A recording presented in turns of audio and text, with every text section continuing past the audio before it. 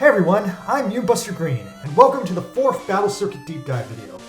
If this is your first time doing a Battle Circuit, I strongly recommend you check out my previous videos in this Battle Circuit Deep Dive series for tips on how to start out.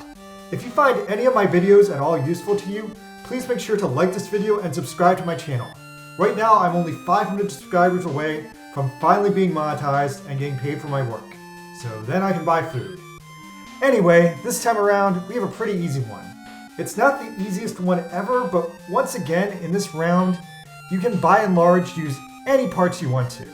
The trick is just making a good build out of those parts.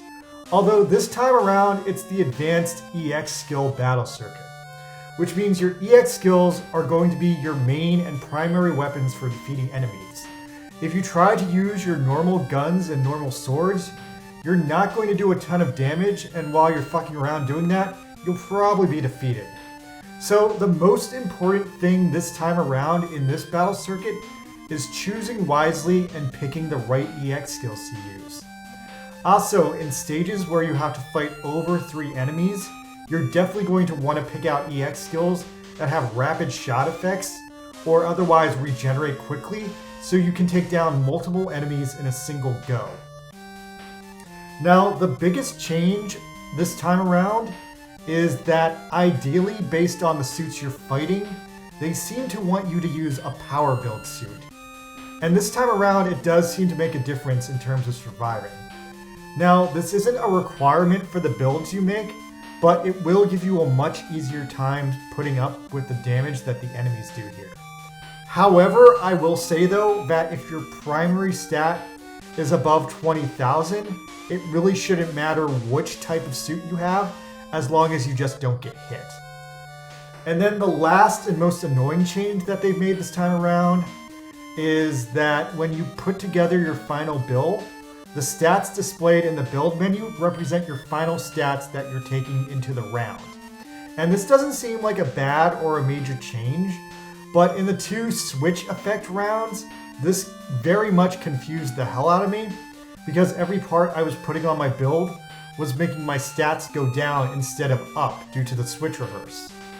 Now, if you have any further problems using this guide, please check out my Battle Circuit replay video where I utilized all the builds in this video and I used them all to beat the circuit in real time. Or otherwise, check out my live stream video from December 2nd. That's where I came up with a majority of these builds in the first place on the spot. Now, without further ado, let's go straight into how I played this one, because this was a very easy battle circuit, and I think at this point, anyone playing this game seriously has absolutely no excuse not to take the time to beat it.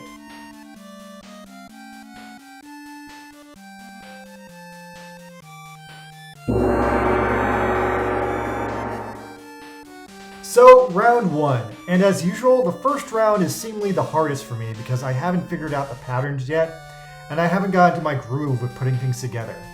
Now, this Gundam I put together is adequate for beating the stage, but it's also kind of underpowered, although it does bring some pretty good parts and skills to the table. Nickname here, High Firepower Gundam. Round 2. Round 2 has the first sub-requirement, and that is to pop off the 4 urban area word tag. So I made my build here very urban to say the least. I was trying to create one of those vicious defender builds from the last battle circuit, and this build is totally centered around using the offense up skill. Now on my replay, I subbed in the Hyper Beam Saber to give it a lot more attack power, and otherwise it did fine enough. Nickname here, Carl Urban Gundam. Now, round 3, I have no idea what went right with this build, but wow, did it ever go right. When I went back to redo the stage, I cleared the stage in 20 seconds with no adjustments whatsoever on this build. Now, I know using Asimo gives a massive boost to the Transformer tag, and then the Zeta Gundam's arm rockets just did way more damage than I was expecting them to. Nickname here, Nude Zeta Gundam. Round 4. So this one turned out completely fantastic. The strategy here is just to whip out one EX skill per one enemy and execute them all. There's not much to write home about, it's just a brutally effective way of taking them all down and humiliating them. This is a real Executioner build. Nickname, Executioner Gundam. Now, round 5 was the first close combat round, so I put together a pretty solid Mr. Bushido build. Now, the halberd throw remains one of the most reliable melee EX skills in the game, and then the Juni Oho is there for just further damage against all the enemies you have left. Then finally, this packs the Transam raid to take down the end boss with maximum damage. Nickname here, Violent Flag. Round 6 is the first Switch Mode stage, and I wanted to rock out the Scramble Gundam again because it did so well for me in the last battle circuit, and I did that with a few small tweaks to make it more workable. Now, I'm mostly relying here on the Nightingale's micro missiles in this build, but the Scramble Gundam's Rampage is my finishing attack. Unfortunately though, the Sazabi isn't very patient, and sometimes the Rampage misses, which will cause you to lose the stage. But despite that, I approve of this build because I think it's pretty cool and I like the way it works. Nickname, Semi-Completed Scramble Gundam. Round 7. So, round 7 was the advanced range mode, and it ended up being my Troa build for the week. Now, this is another rapid shooter build, and the goal is just to do as much damage as possible, and then finish off the Sazabi using the funnel combination. Nickname here, Everything That Can Shoot Gundam. Round 8. Now this round insisted that I put together something that does long range, and what I ended up with was a complete joke because I utterly hate how stupid the Command Gundam head looks. Oh man. But despite that, this thing works well enough, and the general idea with it is just to shoot everything that moves. Nickname, High Mobility Fathead Gundam. Now, round 9 is the advanced beam mode round. So what I put together here is the arm-mounted GN wrist beams from the Exia Dark Matter, but those hardly do any damage, but they're still better than nothing. And they help take down the grunts at the start of the stage. Then the second thing here is when the Sazabi comes out, the Meteor Hopper here is a sure kill finisher. So anyway, nickname here, Tall Bootleg Beamer. Now, round 10, I cannot remember what happened here first time I played this, but the build I put together barely managed to beat the stage. But then when I came back to it, it somehow did really well for me. Anyway, I'm not sure what the deal is with this build, but it's very relentless. The composite armor here is one of the best rapid EX skills in the game, and using that to weaken the enemies then sets you up to pop last shooting and funnel combination to murder the second round bosses. Nickname, High New Xeon Gundam. By the way, this week I'm not going to do an intermission because this battle circuit was just way too straightforward and way too easy. Although for whatever reason, when I reached the second half, I ended up using a lot more melee builds once again like last week. So round 11 is for urban area again, but this time I put together a Domon-oriented melee monster. Now, it's not the most aesthetically concise, but it gets the job done really well using Burning Finger. It's basically a Burning Finger spammer. Nickname here, God Avalanche Exia. Now, round 12 was the advanced physical round, and I wasn't expecting another one of those. So what I put together was a really cool customized unicorn-inspired physical shooter. Now, as always, the full armor unicorn backpack is somewhat risky to use, but the enemies this week aren't up in your face, so it works well enough this time. Nickname, Physical Unicorn Gundam. Round 13 ended up being another place where I wanted to try and redo the melee defender strategy I used so well in the last battle circuit. So this time around I put together something really cool that used some Epion parts, the Phoenix arms for the first time in a battle circuit, and those were a huge success. And then the most important thing about this build It's just making sure you're in the right range and timing to use max output beam saber optimally, because this thing can miss, and if it misses, you're fucked. Nickname here, Code Beam Saber. Round 14 was another close combat round, so I put together something of a Banshee-inspired build, and the most important thing here is just spamming the Epion's Beam Claw on the weaker enemies. Then, when you reach the Sazabi, take it down using armed armor. Nickname, Wolverine Banshee.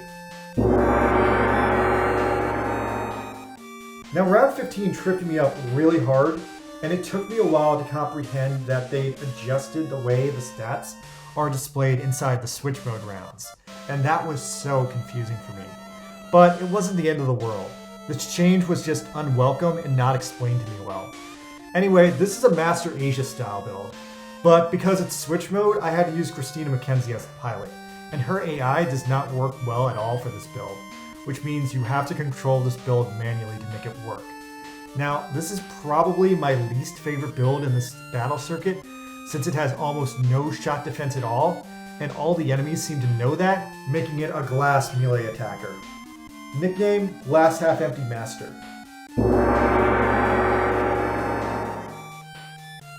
Now, round 16 is kind of the aesthetic cousin of my round 10 build. Anyway, it's another beam rapid shooter, and it's based around the Virtue's Beam Bazooka, but then it uses the Reborn Cannon as a trump card for killing the Sazabi at the end. Now, the Z-Beam is just useful for its rapid refresh and stun capabilities, in between all the chaos that everything else is going down with. Nickname, High Xeon Gundam. Now, round 17 was long range again, and I decided to use the lock-on Stratos here early. Now, this is another physical rapid shooter build with sort of a heavy arms essence, although for what it's worth, it's mostly using Mudrock parts here, and that allowed me to pop long range very easy. Nickname, Mudrock Heavy Arms lock-on version.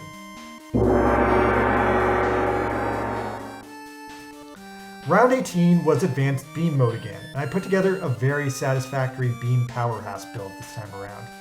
Now, it's mainly relying on rapid EX heals from the Armed Armor DE shield, and then Fierce Tempest is its critical final kill attack to kill the Sazabi. Nickname, Xeon Unicorn Gundam. Now, round 19 was Overdrive Mode, and because Overdrive Mode is so deadly and tough, I put together probably the strongest build of this battle circuit to deal with it. Now, this build has a shot attack of over 24,000, and it uses a shit ton of red parts. I also managed to get Transformer to pop off, further building my shot attack.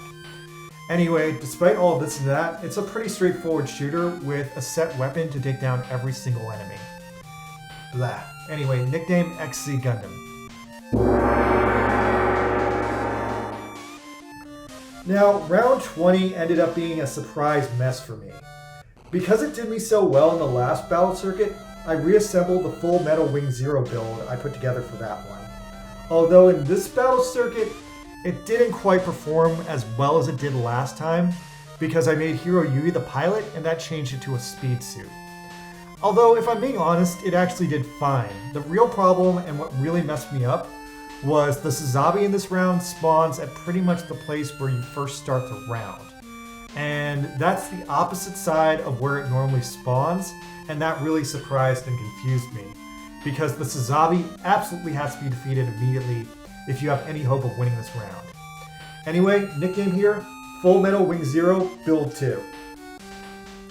And alright everyone, so that's build guide for the 4th battle circuit, and I hope you guys got something out of this. I had a lot of fun putting together my builds, and I hope you had the same amount of fun in building your own. Now, like I said before, none of these strategies I just showed you are the only way to beat these stages. These are just the ways that I personally did it, and what I think is the easiest way for me with the parts I have. Thank you guys for hanging out with me, and I'll catch you guys later. Bye!